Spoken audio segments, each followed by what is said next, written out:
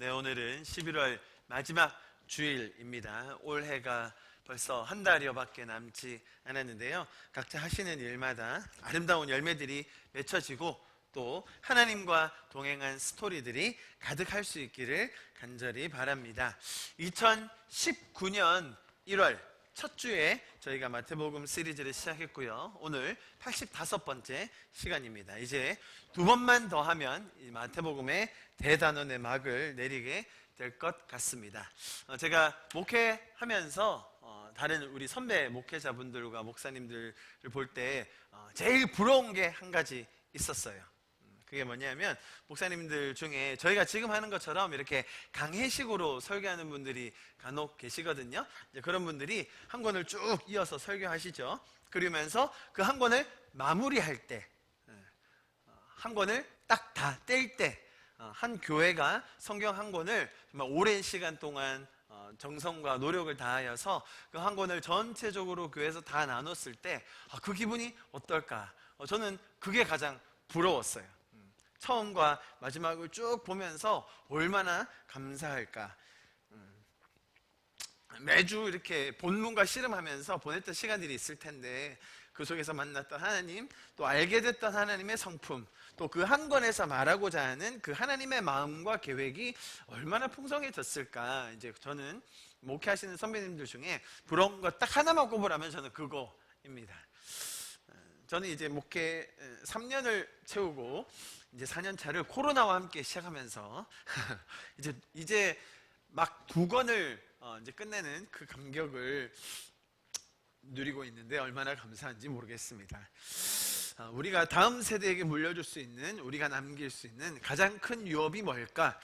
저는 당연히 말씀이라고 믿습니다. 또 교회가 세상에 나눌 수 있는 가장 큰 선물이 뭘까? 저는 이 말씀이라고 믿습니다. 그 길을 함께 걸어가는 우리 교회 성도 한 분 한 분 너무 진심으로 축복하고 또 다시 한번 감사의 마음을 전합니다. 오늘 본문은 많은 분들이 좀 읽기 힘들어하는 예수님의 십자가 죽음에 대한 장면입니다. 이 장면에 대해서 가장 큰 영향을 끼쳤던 영화가 저는 이 영화라고 생각하는데요. The Passion of the Christ라고 하는 멜 깁슨 감독이 감독을 했던 그 영화입니다. 다양한 역사적 고증과 또 성경의 기록을 바탕으로 가장 현실적으로 또 가장 자세하게 묘사한 작품으로 알려져 있죠. 대부분 아마 보셨을 거라고 생각하는데요. 혹시 보시지 못했다면 좀 시간을 가지셔서 처음부터 끝까지, 짤막짤막하게 나와 있는 부분은 있지만 처음부터 끝까지 한번 보면 또 의미가 있을 것 같습니다. 처음 이 영화를 볼 때 기억나실지 모르겠습니다. 예수님께서 채찍에 맞으시는 장면, 특히 그 갈고리가 달린 채찍이 예수님의 살점을 뜯어내는 그 묘사, 가시면류관을 로마 병사가 짓누르고 나서 몽둥이로 예수님의 머리를 후려치는 장면, 손에 못이 박힐 때 그런 장면들 하나하나가 너무나 자세하게 묘사되어 있습니다. 그때마다 우리는 그 장면의 잔인함과 또 물리적인 고통을 넘어서는 이 창조주의 고통, 또 구속의 역사가 저렇게 이루어졌구나라는 그 경외감, 숭고감이 우리로 하여금 탄식과 또 통곡을 자아냈던 그런 기억이 나게 되는 것 같습니다.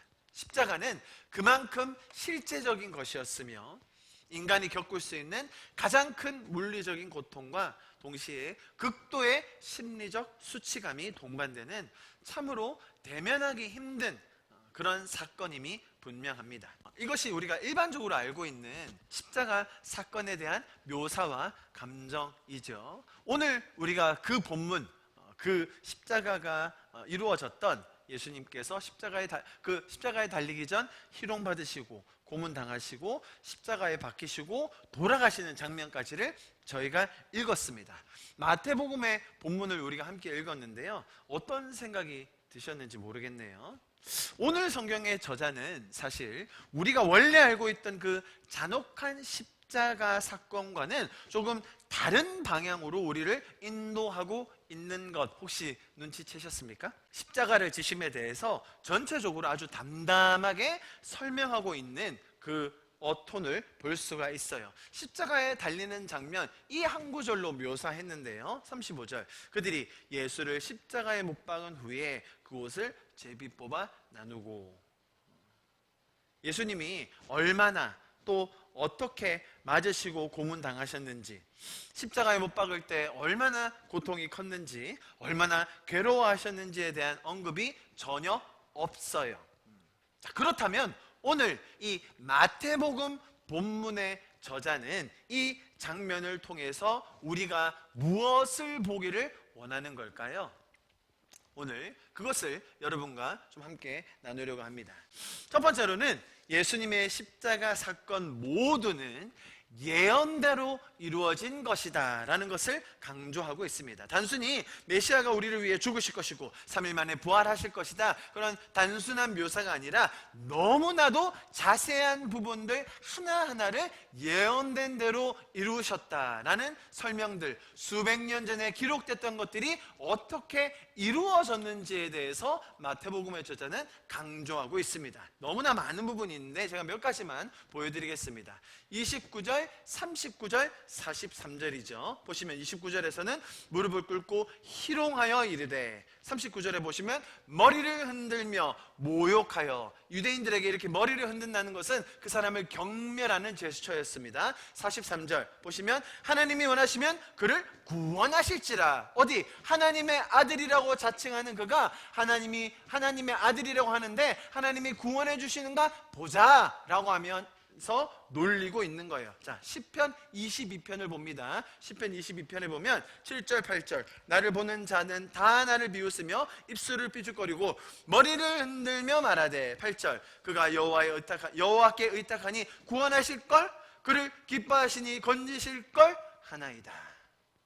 조롱하며 야유하는 말투가 보이시죠? 이 장면은 동일하게 예수님께서도 미리 예언을 하셨었습니다. 마태복음 20장에 보면 19절에 보시면 이방인들에게 넘겨주어 그를 조롱하여 채찍질하며 십자가에 못 박게 할 것이나 3일 만에 살아나니라.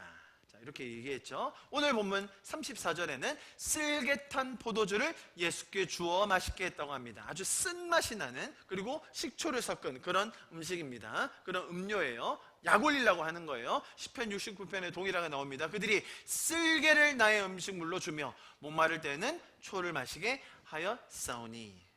자, 지금 제가 뭘 설명하려고 하는지 보이시죠? 이것이 단순히 예수님의 십자가 사건이 이렇게 이루어졌다라는 묘사에 그치는 것이 아니라 수백 년 전 있었던 그 예언이 얼마나 정확하게 그대로 이루어졌는가를 마태복음의 저자는 우리가 기억하기 원한다는 거예요. 또 46절에 보시면 제90중에 예수께서 크게 소리질러 이르시되, 우리 잘 아는 표현이죠. 엘리 엘리 라마 사박다니. 시편 22편 1절에 그대로 나와 있어요. 내 하나님이여 내 하나님이여 어찌 나를 버리셨나이까.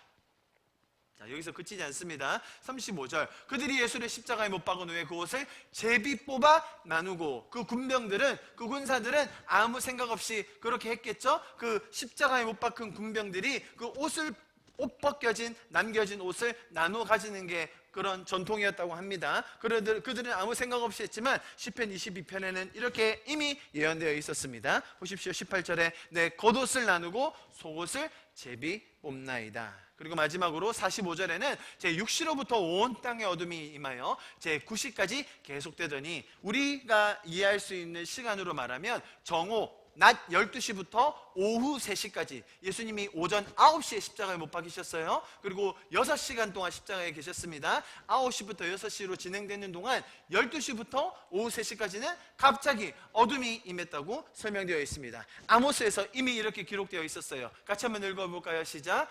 주 여호와의 말씀이니라. 그날에 내가 해를 대낮에 지게 하여 백주의 땅을 캄캄하게 하며. 여기에 더해서 우리가 잘 아는 이사야서 53장 말씀 여러분 기억하실 겁니다. 이사야서 53장은 그 전체가 예수님이 당하시는 순환과 십자가에 대해서 얼마나 자세하게 묘사하고 있는지 모릅니다. 그러한 예언적 말씀에서 그치는 것이 아니라 이 이사야서 53장에서는 이 십자가의 과정을 예수님께서 왜 겪으셔야만 했는지, 또 이 십자가의 사건이 우리 인생에 어떤 영향을 끼치는 지에 대해서 너무나 상세하게 설명해 주고 있습니다. 대표적으로 4절과 5절 우리 한 목소리로 읽어봅니다. 시작.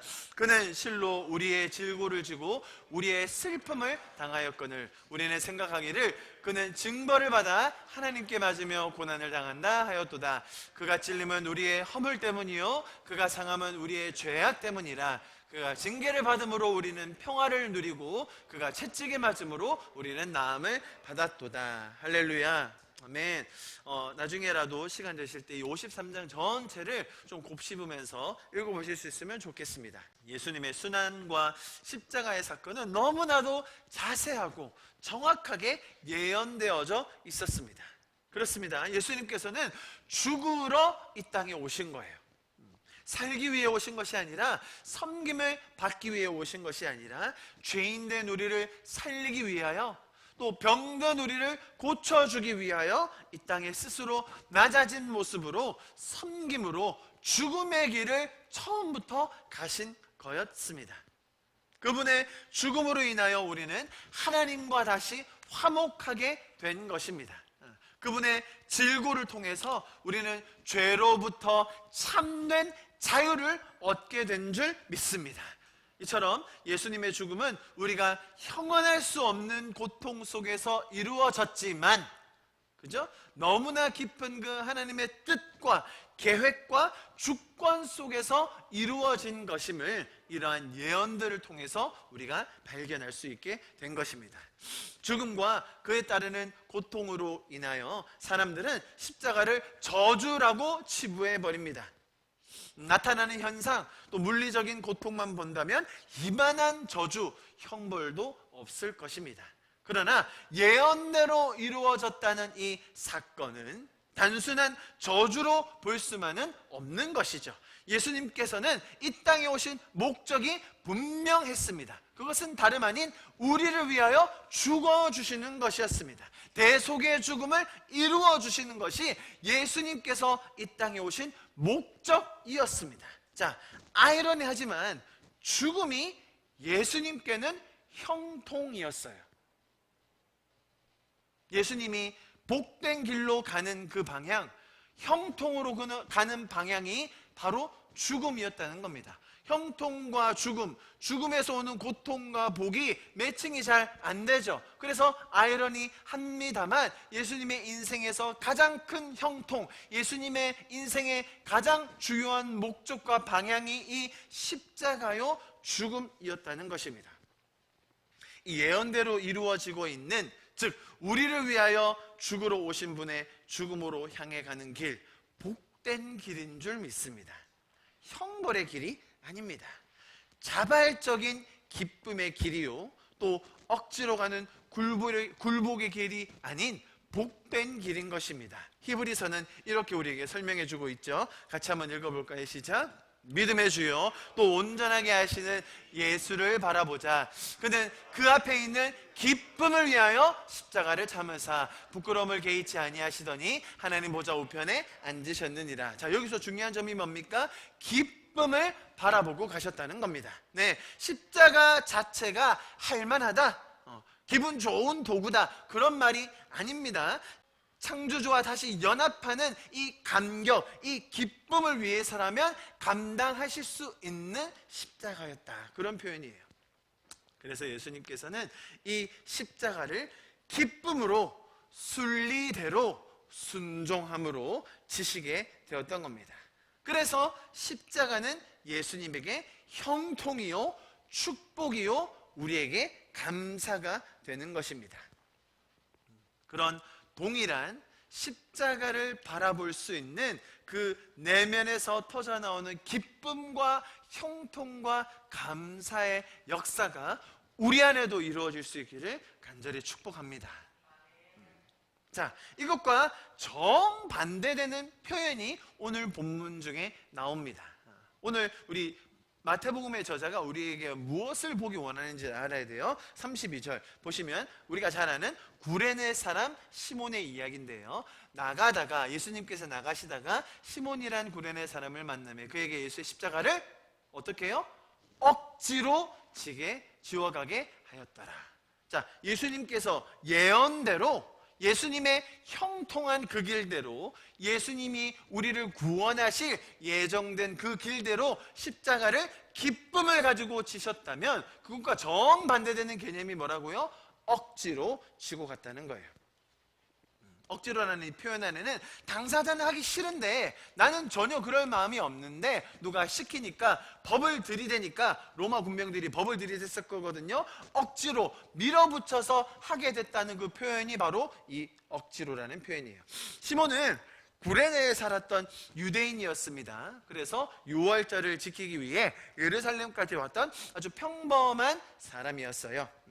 지금 유월절 그 명절을 지키고 있잖아요. 그래서 전 세계에 흩어져 있는 유대인들이 예루살렘으로 모여서 명절을 지키고자 하는 거예요. 그 중에 한 사람, 구레네라는 북아프리카에 있는 한 지역에서 온 시몬이라는 사람이 이 장면에 등장하는 거예요. 구레네라고 하는 것은 영어로는 사이리니라는 고대의 아프리카 북부 지방에 있던 한 성읍의 명칭입니다. 당시 이곳 애굽이죠. 이집트의 통치를 받았던 프톨레미 왕조, 아마 들어보셨을 겁니다. 이 프톨레미 왕조에 의해서 많은 유대인들이 그 지역에 거주하고 있었습니다.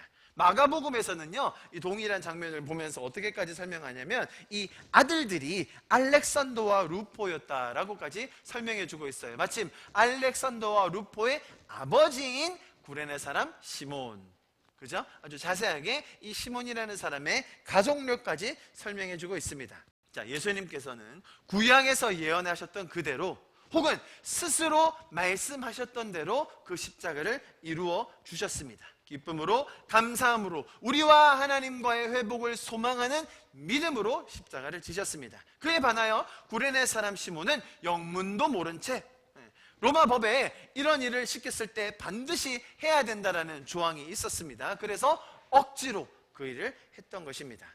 어떤 분들은 이 장면을 보면서 구레네 사람 시몬이 참 복되다라고 설명하는 분들이 꽤 있어요. 그 이유를 뭐라고 이야기하냐면요, 이렇게 설명합니다. 십자가의 행렬이 가고 있는데, 예수님이 십자가를 지시고 가고 있는데 그것을 어느 정도 자기가 부담하여서 지고 가지 않았느냐, 얼마나 큰 영광이냐라고 이야기합니다. 더불어 이가 유대인으로서, 사실 누가 유대인이 그 유월절 명절을 지켜서 예루살렘에 왔는데 그 피 묻은 십자가를 지며 그런 고생을 하고 싶었겠습니까? 그런데 로마 군인들이 시켜긴 시켰지만, 그것이 억지로 하는 거긴 했지만 불평했다거나 원망했다는 설명이 없지 않냐. 이 시몬이라는 사람이 그래도 순종함으로 십자가를 감당했다라고 설명을 합니다. 그 근거로 로마서를 들어요. 로마서에서 마지막에 로마서의 저자가 안부를 전할 때 이렇게 말합니다. 주님 안에서 택함을 받은 누구요? 루포와 그 어머니에게 문안하여 주십시오. 그의 어머니는 곧 내 어머니이기도 합니다. 지금 어떻게 연결되는지 보이세요? 구레네 사람 시몬의 아들 루포가, 이 시몬은 예수님을 알지 못했으나 십자가를 지는 그 동참했던 그 노고로 말미암아 그 자손들이 구원함을 받아 이런 구원의 복을 누리게 되었다라고 이 마가복음과 로마서를 연결해서 설명합니다. 그러나 지금 제가 드린 이 설명은 지금 제가 말씀드린 이 마태복음의 의도와는 그렇게 맞지 않는 설명입니다. 무슨 말이냐면, 제가 아까 말씀드렸듯이 이 억지로 십자가를 대신 지게 했다고 말씀드렸어요. 예수님의 자발성과 기쁨과 예언의 성취, 그것과 가장 거리가 먼 표현으로 뭘 썼다고요? 억지로 십자가를 졌다고 말하는 거예요. 자, 그런데 이런 억지로 진 십자가이지만 그럼에도 불구하고 하나님께서는 그의 가족을 구원하셔서 은혜를 더하셨다, 이렇게 해야 말이 되는 거지, 그런 구레네 사람 시몬이 억지로 졌을 때 불평도 안 하고 그런 공로가 있기 때문에 가족을 구원해 주셨다, 그것은 성경의 논지와 맞지 않아요. 여러분, 우리의 삶에 억지로 지는 십자가가 있습니까? 시켜서 져야 되는 십자가가 있나요? 성숙한 성도분들 이라면 분명히 우리가 이웃을 섬기기 위해서 또 사랑을 하기 위해서 내가 쉽지 않지만 십자가를 져야 한다라고 스스로 성숙하게 여기는 분들 있다는 건 잘 압니다. 다른 영혼들을 살리기 위해서, 많은 사람들을 섬기기 위해서 져야 하는 그 십자가가 왜 없겠습니까? 자, 그러나 우리가 궁극적으로 구해야 할 것은 그것을 기쁨으로 감당할 수 있으셨던 그 예수님의 마음을 구해야 하는 것입니다. 우리가 십자가를 억지로 지려고 할 때, 우리의 힘으로 하려고 할 때, 우리의 능력으로, 우리의 지혜로, 내가 할 수 있는 것으로 감당하려고 할 때 주변에서 오는 조롱과 야유와 심지어 핍박을 감당하기가 어려운 거예요. 그죠?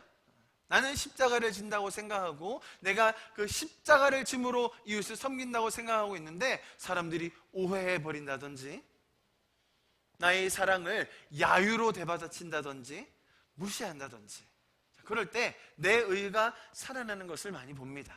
십자가와는 전혀 상반된 표현이죠. 예수님께서는 우리가 십자가를 억지로 지게 하게 내버려 두지 않으세요. 나는 내 의로, 나는 내 착한 마음으로 억지로 지려고 할 때도 있죠. 그러나 우리가 궁극적으로 나아가야 될 방향은 그 예수님 안에 있었던 기쁨의 마음, 영혼들을 살리기 위하여 하나님과 연합되는 그 감격을 위해서라면 내가 십자가라도 기쁨으로 지겠노라 하는 그 예수님의 마음을 우리가 배워야 될 줄 믿습니다. 그 마음이 저와 여러분에게도 더 부어질 수 있기를 간절히 축복합니다. 자, 이어서 보시겠습니다. 자, 첫 번째로 제가 예언대로 십자가를 지신 예수님과 그의 상반되는 구레네 사람 시몬의 억지로 지는 십자가의 그 설명을 드렸습니다. 자, 두 번째, 오늘 우리 본문이 우리에게 보여주는 것은 사람들의 조롱입니다. 굉장히 자세하게 어떤 식으로 예수님을 희롱했는지를 묘사해 주고 있습니다. 자, 첫 번째로는 예수님을 왕 취급해요. 홍포를 입혔다고 했었죠. 그 붉은색이 왕가의 사람들, 높은 직위에 있는 사람들이 입는 옷의 색깔의 상징이었지 않습니까? 아마 그 군사들이 메고 있던 그런 망토 같은 것일 것으로 추정할 수 있습니다. 진짜 왕을 왕으로 대접하는 것이 아니라 왕 취급해주며 왕의 구색을 맞춰주며 오히려 더 희롱하는 장면으로 설명되어 있습니다. 그리고 왕 취급을 할 뿐만 아니라 직접적으로 모욕을 가합니다. 침을 뱉고 폭행을 하고 옷을 벗기고 욕설을 퍼부었습니다. 마지막으로 예수님께 행했던 가장 모욕적인 말이 있으니 바로 이 구절들입니다. 제가 뽑아와 봤습니다. 그들이 했던, 제가 지금 설명드린 왕 취급하는 것, 또 직접적인 구타나 폭행이나 침뱉음, 욕설 등이 있었고요. 자, 그런 것들 두 가지와 포함해서 마지막으로 예수님을 가장 모욕적으로 희롱했던 말이 바로 이 네 구절입니다. 40절 보십시오. 뭐라고 가정합니까? 네가 만약 하나님의 아들이거든.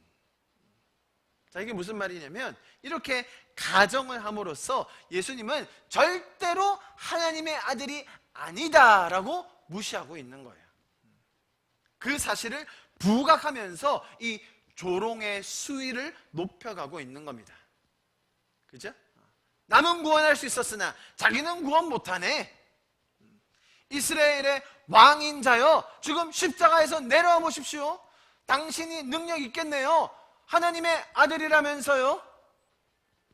제가 지금 하는 것처럼 존댓말로 하지 않았겠죠? 욕설과 야유를 섞어가면서 막 험한 말로 이야기했을 겁니다. 십자가에서 내려와 보라고. 두 번째는 뭐예요? 하나님의 아들이라며. 하나님이 왜 가만히 계시냐? 두 가지예요. 하나님의 아들이면 스스로 내려와 봐. 우리가 믿을게. 아니, 하나님의 아들이라며. 하나님이 사랑하시겠네. 하나님이 왜 가만히 두셔? 자, 이것이 사실은 예수님에게는 가장 모욕적인 언사이겠죠. 자, 그런데 여러분, 아주 재밌는 매칭이 일어납니다. 네가 만약 하나님의 아들이거든. 이 가정을 했던 다른 존재가 있었어요. 마태복음에 예수님이 이미 이런 시험을 받으셨어요. 기억하십니까? 마태복음 4장에 사단이 똑같이 이렇게 시험했었어요. 4장을 봅니다. 4장 1절부터 3절과 5절부터 6절에 보면 3절에 보세요. 시험하는 자가 예수께 나와 이르되, 예수님께서 40일 동안 금식하시고 줄이신 상태였지 않습니까? 자, 뭐라고 얘기합니까? 내가 만일 하나님의 아들이거든. 자, 6절에 또 말합니다. 보세요. 이르되 내가 만일 하나님의 아들이거든 뛰어내리라. 그럼 어떻게 한다고요? 하나님께서 천사를 보내주셔서 너를 붙들어 주겠지. 지금 똑같은 맥락인 거 이해되십니까? 하나님의 아들이면 그 능력 사용해서 이 배 채워봐.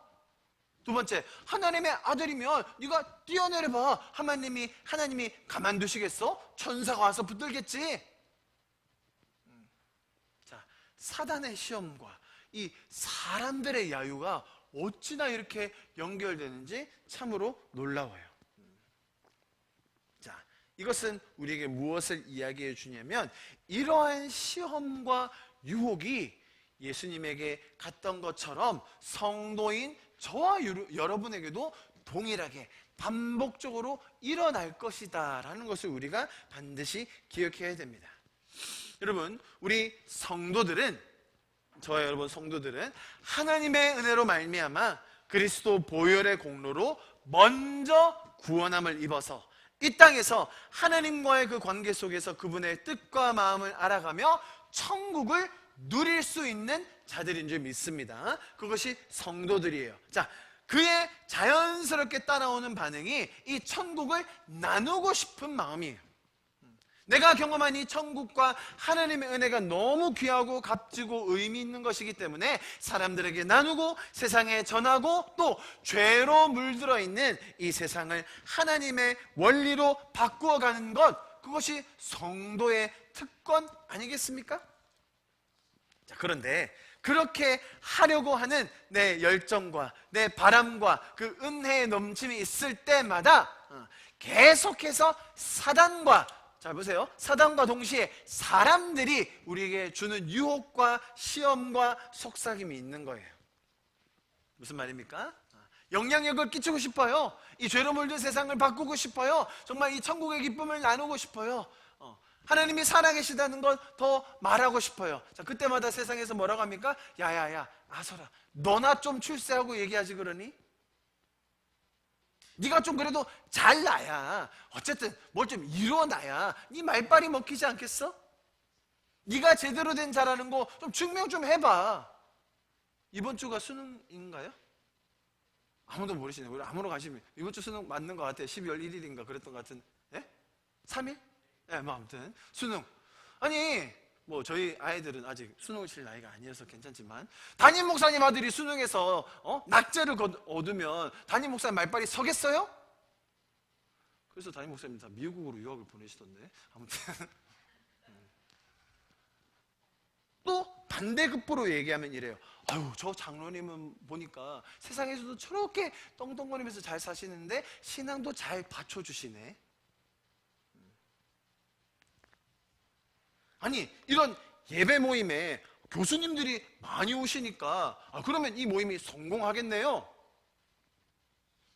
아유, 설교하시는 목사님이 영어도 능통하게 잘하시네. 이 모임은 참 은혜가 있고 성공하겠습니다. 제가 지금 뭘 얘기하는지 좀 눈치를 채셔야 되는데, 여러분, 사람들은요 항상 그렇게 가게 돼 있어요. 다 그 함정에 빠지게 돼요. 잘 보세요. 이런 실력과 영향력과 성공과 출세가 사람을 변화시키지 않아요. 여러분 잘 기억하십시오. 그것이 사람을 변화시킬 것으로 착각하는 게 사실은 사단과 또 세상이 계속 우리에게 주는 속삭임이었다는 거예요. 사람을 변화시키는 것은 하나님의 말씀인 줄 믿습니다. 이 살아계신 하나님의 은혜가 사람을 변화시키고 또 세상을 하나님의 원리로 변혁해가는 것임을 잊지 말기를 간절히 축복합니다. 결국 예수님께서 이런 장면들의 갖은 수모와 수치와 고통을 감내하시면서 우리에게 보여주신 것은 뭐냐면, 세상을 바꾸고 또 사람을 변화시키는 것은 사실 여기서 능력을 짠 보여줄 수 있잖아요. 하나님의 아들 되심을 얼마든지 뽐내실 수도 있잖아요. 사람들이 요구했던 것처럼 여기 예수 믿는 사람이라며, 그러면 이 정도 기적 나타나야 되는 거 아니야? 아니, 자기 병 걸렸으면서 무슨 치유 기도를 한다는 거야? 이런 이런 조롱과 비난이 얼마나 많습니까?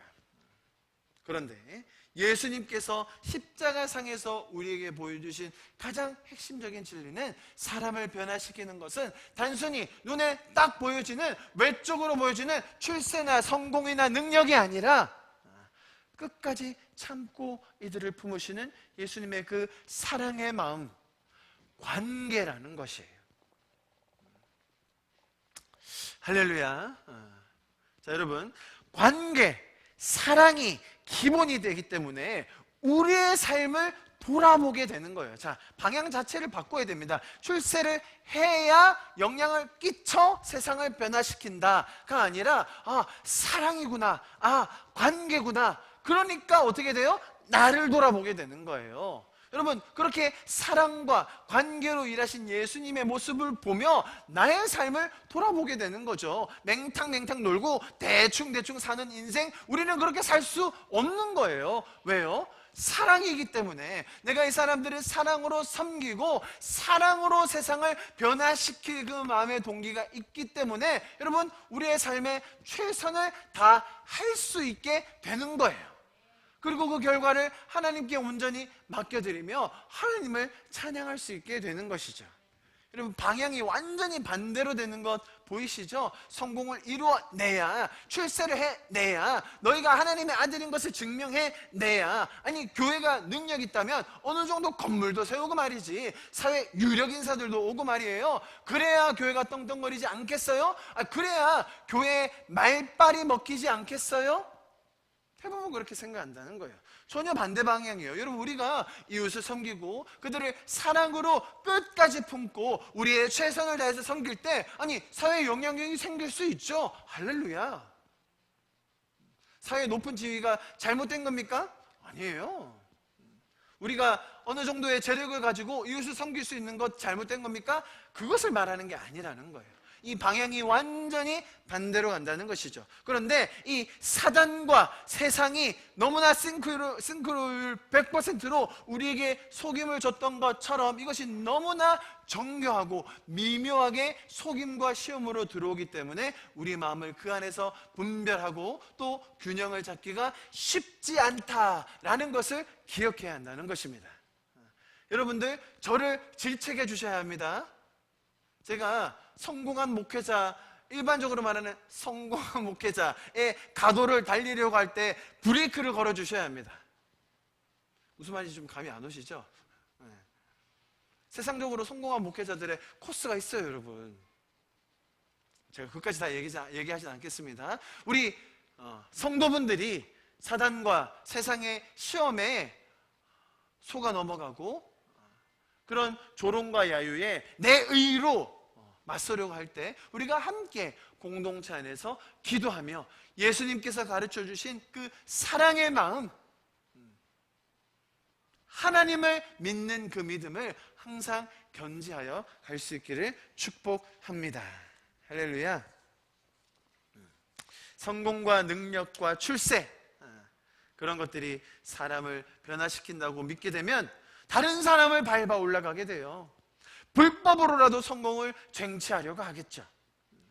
그것이 아니라 영혼을 섬기기 위해, 더 많은 사랑을 나누기 위해 우리는 오늘도 예수님의 발자취를 따라 살 수 있게 되는 것입니다. 영혼을 섬기는 그 기쁨, 사랑이 나누어지는 그 감사를 우리가 더 맛보며 풍성히 경험하는 올 연말 그리고 내년이 될 수 있기를 간절히 축복합니다. 아멘. 여러분, 예수님께는요 그 확신이 있었어요. 그것이 뭐냐면 이 사람들은 아직 모르는 거예요. 이들이 나를 경멸하고 능욕하며 멸시천대를 하고 있지만 그 과정을 통해서 다른 사람들이 아니라 나를 조롱하는 저자들, 나를 핍박하고 폭행하고 욕설하고 침뱉는 저들이 구원을 얻을 것임을 예수님은 확신하고 계셨어요. 그 믿음이 있으셨다는 거예요. 그 믿음의 확신으로 인해서 예수님은 이 길을 묵묵히 끝까지 가실 수 있었던 거예요. 자, 보세요. 이 예수님께서 가지셨던 믿음의 확신과 연결하여 오늘 본문이 강조하는 마지막 장면을 보겠습니다. 우리가 잘 아는 예수님의 그 외침입니다. 같이 한번 읽어볼까요? 시작. 그 시점에 예수께서 크게 소리질러 이르시되 엘리 엘리 라마 사박다니 하시니 이는 곧 나의 하나님 나의 하나님 어찌하여 나를 버리셨나이까 하는 뜻이라. 십자가 지시기 전에 그 희롱과 심지어 또 십자가 위에서의 이 고통, 그죠? 이 모든 과정을 계속해서 침묵으로 일관하셨던 예수님께서 처음으로 입을 여시는 장면입니다. 하나님께서 어찌하여 자기를 버리시냐는 그 절규의 외침이죠. 자, 이 장면 때문에 많은 분들이 오해를 가지십니다. 겟세마네 동산에서 여러분 기억하십니까? 내 아버지여 만일 할만하시거든 이 잔을 내게서 지나가게 하옵소서 라는 장면 저희가 설명드렸고 제가 나눠드렸습니다. 예수님께서 이 잔을 지나가게 해달라, 그 말의 뜻이 단순히 십자가에서 오는 그 물리적인 고통 혹은 심적인 수치감을 저에게서 지나가게 해주십시오 라는 뜻이 아니라고 설명드렸어요. 예수님께서 이 잔을 나에게 옮기게 해주십시오 라고 했던 그 표현은 삼위일체, 한 번도 깨어지지 않았던, 한 번도 분리되지 않았던 그 삼위일체의 연합을 깨뜨리는 것을 저가 하지 않도록 도와주십시오라는 그 외침이었어요. 그런데 아버지의 뜻은 뭐였습니까? 뭐라고 기도했냐면 이 잔이 내가 마시지 않고 지나갈 수 없다면 아버지 뜻대로 해 주십시오 라고 예수님의 기도가 두 번째, 세 번째에서 바뀌죠. 자, 예수님은 지금까지 영원 전부터 영원 끝까지 누리고 있던 이 성부, 성자, 성령의 삼위의 연합을 깨뜨리기 원치 않으셨어요. 그러나 하나님께서는 그런 삼위일체의 분열을 각오하고라도, 그런 깨어짐을 경험하고라도 우리 영혼들을 살리기 원하셨다는 거예요. 그 거룩한 씨름과 고뇌 속에서 예수님의 겟세마네 기도, 땀방울이 핏방울이 되었던 그 기도가 있었던 거예요. 자, 아시겠죠? 예수님이 십자가가 괴로워서, 그 십자가의 물리적 고통이 두려워서, 혹은 받을 수치감이 싫어서 이 잔을 옮겨달라고 했던 것이 아니라 그 삼위일체로 계셨던 그 연합, 하나님과 하나됨을 깨뜨리지 않기 원하셨다는 거예요. 자, 우리가 했던 기도의 방향도 그렇게 바뀌어야 된다고 말씀드렸었어요. 내가 원하는 것을 이루기 위해서, 내가 바라는 것을 성취하기 위해서 하는 기도가 아니라 하나님과의 연합이 깨어질 때 우리가 예수님처럼 기도해야 된다는 거예요. 아시겠죠? 제가 이것을 그 겟세마네 기도의 장면에서 설명드렸었습니다. 자, 그렇다면 오늘의 이 절규는 어떤 의미일까요? 제가 오늘 설교 서두에 말씀드렸었는데요. 기억하시기 바랍니다. 이 십자가는, 예수님이 지신 십자가는 단순히 끌려가는, 억지로 하는 복종이 아니었어요. 그죠? 성경에 예언된 대로 기쁨을 바라보시며 순리대로 이 땅에 오신 목적대로 이루어지는 놀라운 일이었어요. 그런데 예수님께서 십자가에 달려서 지금 몇 시간 계셨다고요? 지금 운명하시기 직전입니다. 오전 9시에 달렸어요. 그 전날 밤 재판을 다 마치고 군대를 급하게 모아서 아침 일찍부터 십자가에 못 박은 거예요. 9시에 달리신 예수님께서 오후 3시에 운명하세요. 그 운명하시기 직전에 하셨던 말씀, 바로 이 구절인 거예요. 예수님께서 십자가에 너무 오래 매달려 계시니까 이 정도의 고통인지 모르셔서 뒤늦게 깨닫는 외침입니까? 아니면 이제 와서 그 선택이 후회가 되셔서 했던 외침일까요? 전혀 그런 게 아님을 제가 지금 겟세마네 기도에 예를 들었던 것처럼 우리가 깨달아야 됩니다. 자, 보세요. 오히려 이 외침은 예수님의 오신 목적을 더 정확히, 신속히 이루기 위한 예수님의 탄원이에요.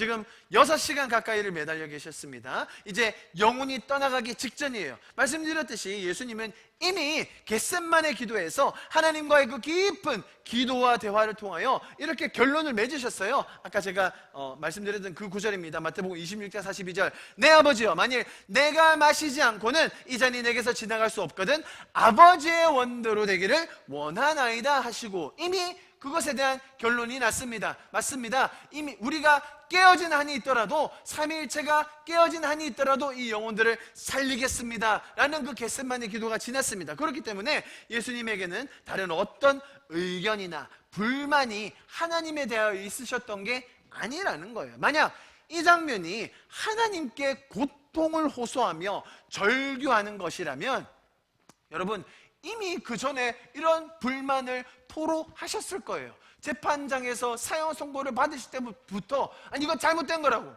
아니면 채찍으로 맞으실 때부터 아니 이건 잘못된 거라고, 사람들이 모여갈 때 아 이거 하지 말자고, 왜 아버지 이 상황에서 나를 버리시냐고, 이렇게 하면 안 된다고 말씀하셨을 거예요.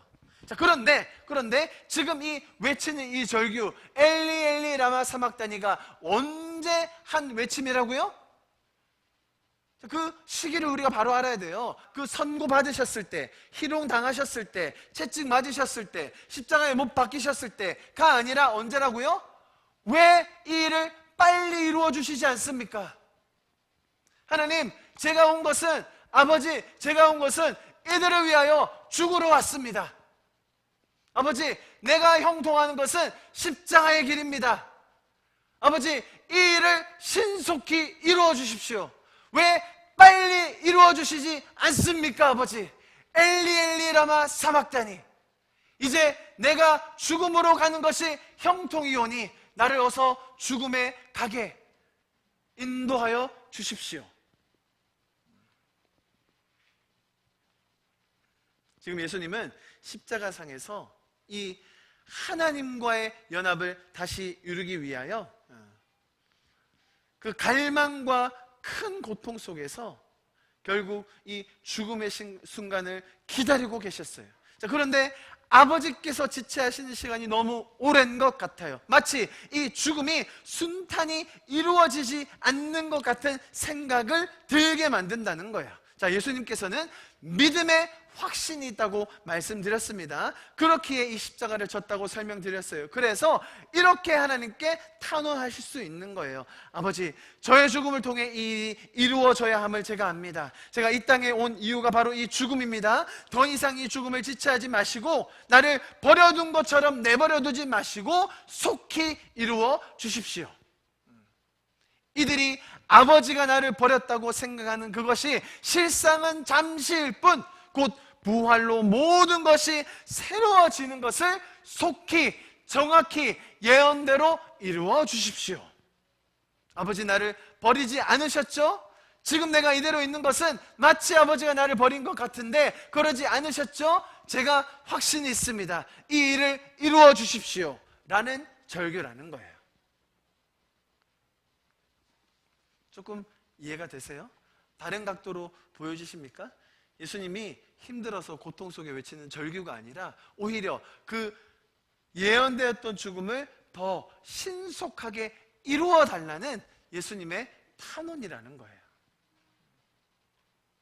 예수님에게는 죽음이 형통이었어요. 십자가는 있는 기쁨을 순종함으로 지셨습니다. 그것을 조금이라도 지체하는 것 같은 그 순간에 터져나온 예수님의 큰 외침은 단순한 버려짐과 단절이 아닌 그 큰 소망과 믿음의 확신에 근거한 약속의 촉구로 이해할 수 있는 거예요. 여러분, 우리에게도 그 믿음의 확신이 있기를 간절히 축복합니다. 하나님께서 우리의 연약함에도 불구하고 우리를 인도하여 주고 계십니다. 우리에게 필요한 환경들, 사람들을 지금까지 만나게 해 주셨습니다. 예수님의 구원의 은혜가 우리를 지금까지 그렇게 인도해 주신 것입니다. 결국은 우리가 이 땅에 살며 성도로서 가져야 할 자세는 증명하고 능력을 보여 논쟁하여 이기는 것에 달린 것이 아니라 어떻게 예수님의 그 사랑하는 마음을 더 배워 그들과 관계 속에서 그들을 끝까지 섬기는 십자가를 감당할 것인가에 달려 있음을 우리가 잊지 않기를 간절히 소망합니다. 예수님의 그 끝까지 사랑하시는 마음을 더 배워 깊게 깨닫고 또 나눌 수 있는 저와 여러분 될 수 있기를 간절히 축복합니다. 할렐루야. 우리 좀 기도하고 예배를 마치도록 하겠습니다.